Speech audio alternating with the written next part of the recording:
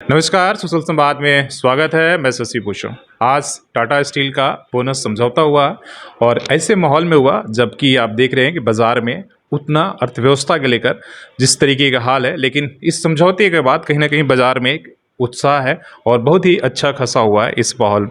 तो हम बात करेंगे कि क्या कुछ इस बोनस में खास है, इसलिए कि और भी क्या दूसरों से अलग है, उस पर भी हम कुछ कुछ बातें करेंगे सर। सबसे पहले इस बोनस में हम लोगों ने बेसिक चीज़ तो जानेंगे कि 20% तक हुआ है और 20,000 के आसपास भी मिलेगा। क्या कुछ खास रहा है इस बार का बोनस? जी, सबसे पहले तो आपको धन्यवाद कि आप पहले पत्रकार हैं कि जो बोले कि इस परिस्थिति में, इस प्रतिस्पर्धा में, तो सही बात है कि कोविड का जो पीरियड रहा है, हम लोग का बोनसेबल पीरियड में भी उसका असर रहा है।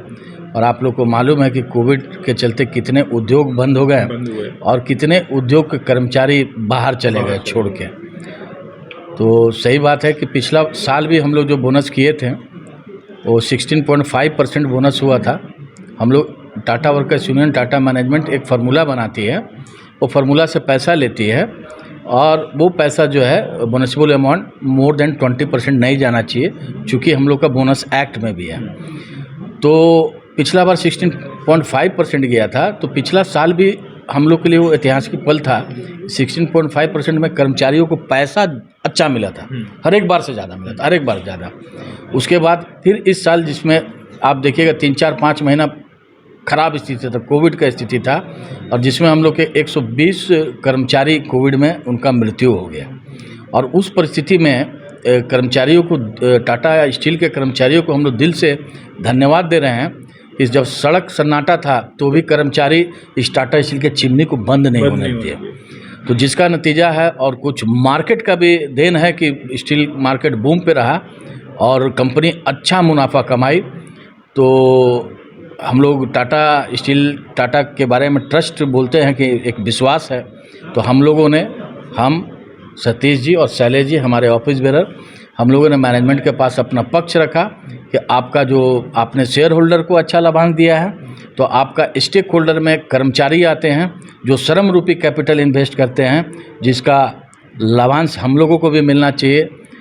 तो कंपनी सुनी हम लोगों की बात और पुराना फार्मूला को एग्जिस्ट करते हुए हम लोगों ने 20% जो 2008 के बाद हुआ है इस यूनियन में हम लोग बोनस लिए।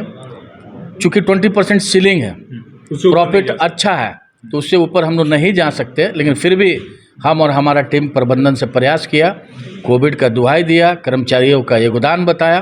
तो उसके अलावा हम लोगों ने प्रति कर्मचारी 20,000 रुपया लिया। हमारे करीब करीब 24,000 कर्मचारी हैं। अगर आप मल्टीप्लाई कीजिएगा 20,000 से, तो करीब करीब 48 करोड़ रुपया हम लोग ने 20% के अतिरिक्त लिया गुडविल अमाउंट के अंतर्गत। और आप लोग देखे होंगे कि हमारे यूनियन कमेटी मेंबर, कर्मचारी सब खुश है, सब गदगद है। और ये ऐतिहासिक पल है, ऐतिहासिक क्षण है कि 20% के अलावा कुछ मिला। उसमें मतलब जो 20% हुआ वो अलग, 20,000 जो अलग हुआ, उसमें कहीं उससे 20,000 वो परसेंटेज और वो उसमें नहीं है, गुडविल अमाउंट है कि हम चूँकि मोर देन बराबर मिलेगा, कोई ऊपर है या नीचे?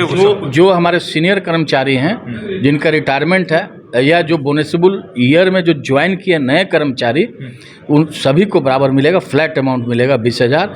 ये तोहफा के तौर पे है, उनका योगदान जो था कोविड में जो योगदान दिए हैं। और हम लोग की भी बाध्यता थी कि 20% से ऊपर नहीं जा सकते हैं। हम और हमारे दोनों लीडर प्रबंधन से आग्रह करके इसका भी आंकड़ा जो है गुडविल अमाउंट का 48 करोड़ हम लोग पहुंचा दिए और जो लिए। और आप पता करिएगा कि गवर्नमेंट सेक्टर वगैरह में जो बोनस होता है हमारा गुडविल अमाउंट के बराबर होता है, थोड़ा सा ऊपर नीचे होता है, थोड़ा सा ऊपर नीचे आप लोग पता कर सकते हैं। गवर्नमेंट का तो ऐसे कुछ नहीं, 8.5 कुछ ऐसा, 8.33 मिनिमम, 20% मैक्सिमम है, और सर्टेन बेसिक पे है।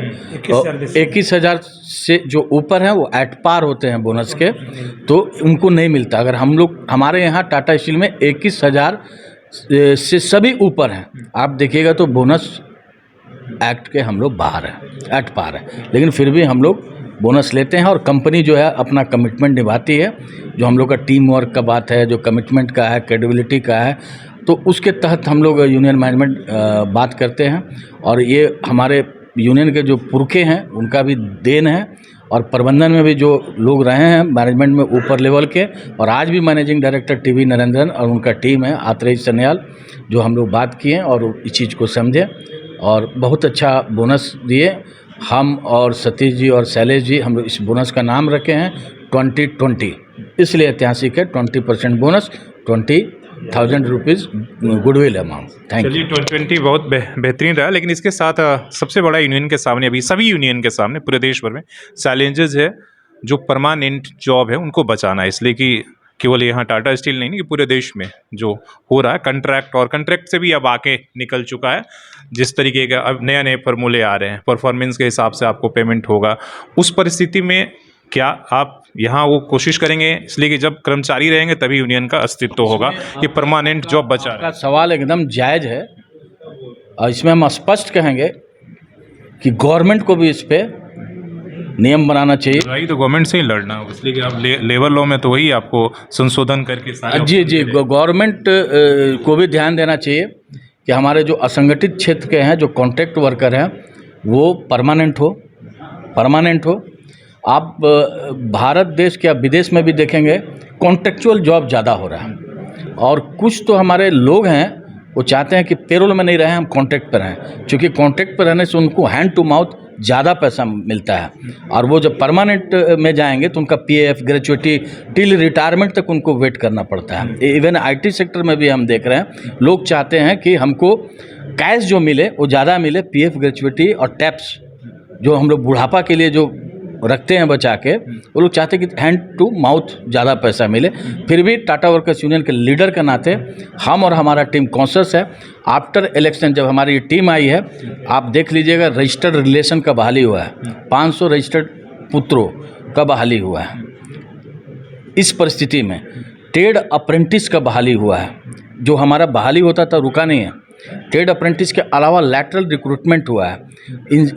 ओपीआर जो हमारे वर्कर के बच्चे जो इंजीनियरिंग किए हैं, बीटेक किए हैं, उनके भी बच्चे को बहाली हुआ है। तो ये बहाली की प्रक्रिया चल रही है, और आगे हम लोग का कोशिश रहेगा कि कैसे हम लोग अपना परमानेंट एम्प्लॉय और यूनियन का मेंबर को प्रोटेक्ट करें, और जो कॉन्ट्रैक्टर वर्कर हैं उनमें से जो अच्छा हो वो भी चुन के हमारे पेरोल में है। चलिए, आप कुछ कहना चाह रहे थे, बताना चाह रहे थे। मैं अध्यक्ष जी के बात को थोड़ा सा और आपको चैनल से क्लियर करना चाहता हूं। जो आप क्वेश्चन आपका वैलिड है, थोड़ी देर पहले भी कोई क्वेश्चन पूछ रहे थे।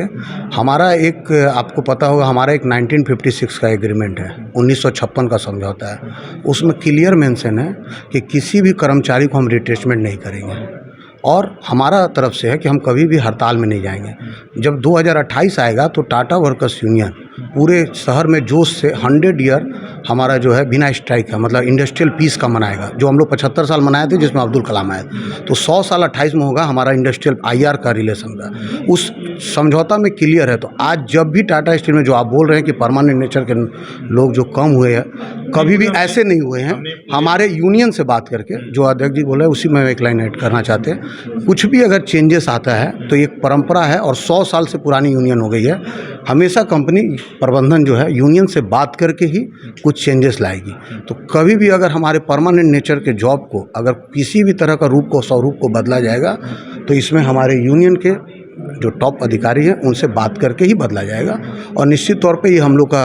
लेकिन ये चैलेंज तो आप महसूस कर रहे हैं ना कि अभी सामने है, सभी यूनियन के सामने जो परमानेंट जॉब, ये पूरे देश में है। और हम लोग जब भी इंटक के मीटिंग में जाते हैं, सबसे पुराने यूनियन आप हैं, और टाटा स्टील उद्योग क्रांति में खासकर जो भी होता है करता, नियम कानून बनाता है, बाकी लोग उसको फॉलो करते हैं।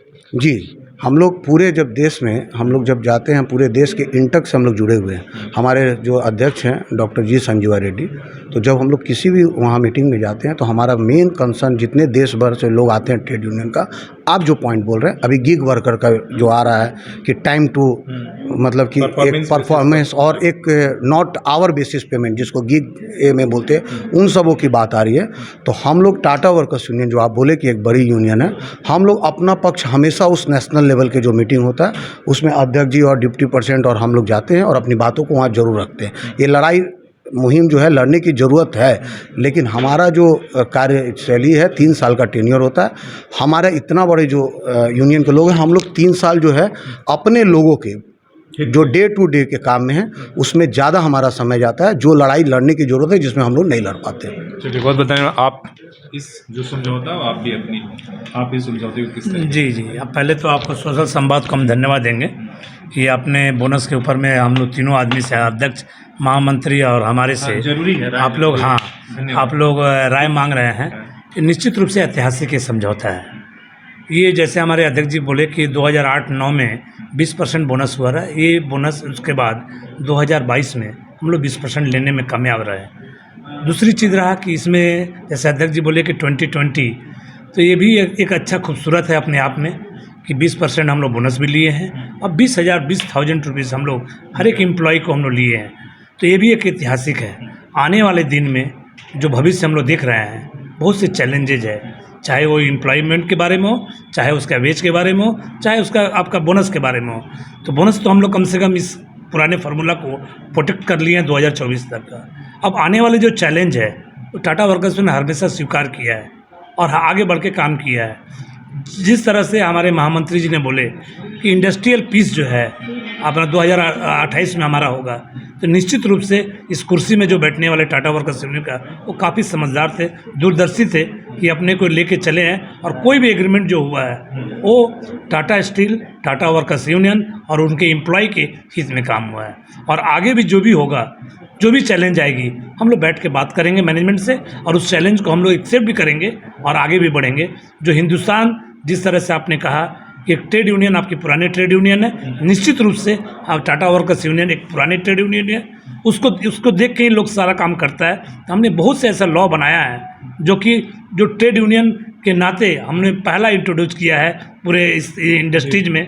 और हम लोग विश्वास है कि आने वाले दिन में भी हम लोग अच्छा काम करेंगे एम्प्लॉय के प्रति और कंपनी के प्रति, और दोनों मिलकर हम लोग साथ चलेंगे तो निश्चित रूप से शहर का उत्थान होगा, समाज का उत्थान होगा। चलिए बहुत बहुत धन्यवाद आप सभी को। लेकिन आज चैलेंजेस तो जैसे उन्होंने बोला कि चैलेंजेस तो अभी आते रहेंगे और उन चैलेंजेस को यूनियन और जो कंपनी है वो मिलकर हल करेंगे। लेकिन आज खुशी का माहौल है और एम्प्लॉय ही नहीं बल्कि बाज़ारों में खुशी है जब टाटा स्टील या बाकी इस तरह की बड़ी कंपनियों का जिस तरीके से जब बोनस वार्ता होता है, साल भर लोग इंतज़ार करते हैं और वो खुशी अब बाज़ारों में आप देख सकते हैं। उसको लगातार हम लोग लाइव दिखाने की कोशिश भी कर रहे हैं, तो वो बाज़ारों में भी खुशी है। तो इस खुशी में हम भी आपको साथ सबको सेलिब्रेट करने की कोशिश कर रहे हैं और करेंगे।